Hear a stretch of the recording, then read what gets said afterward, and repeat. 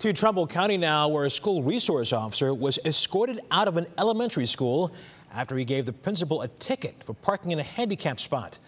Brandon Simmons here now with details and reaction. Brandon, good evening. Hi, Russ. This all happened on Tuesday at Jefferson School in Warren, but according to the citation given by the officer, there were multiple warnings before it got to this point. Here at Jefferson School in Warren, one principal's choice for parking would lead you to believe parking spaces are hard to come by. Instead of parking in a normal space, Google satellite imagery and street view pictures show one car that makes up a space of its own fairly often. A blue Chevy Equinox parked in the striped area used to leave extra space for those who need to park in handicapped accessible spots. School resource officer Adam Chinchik, who wrote the ticket, added to the citation that the principal had been warned not to park there, a warning that was apparently ignored. According to NBC affiliate WFMJ, the principal contacted school administrators who had the school resource officer removed from the building by other security staff.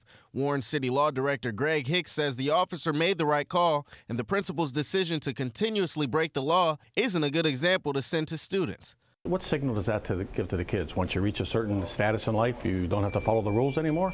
Laws at the federal, state, and local level require handicapped spaces be available and only allow placarded vehicles to park in them, rules the principal violated. We reached out to Warren School Superintendent Steve Sciarro, who said in part, an individual event should never affect the positive rapport and interactions our students and staff experience with our officers each day, end quote.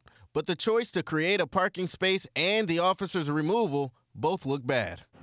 Now, we also reached out to the principal at the school, and they said she was not taking any calls today. As for the officer, he's been assigned a road patrol instead of his normal SRO assignment, Russ. Interesting story, to say the least, Brandon. Thank you very much. Definitely interesting.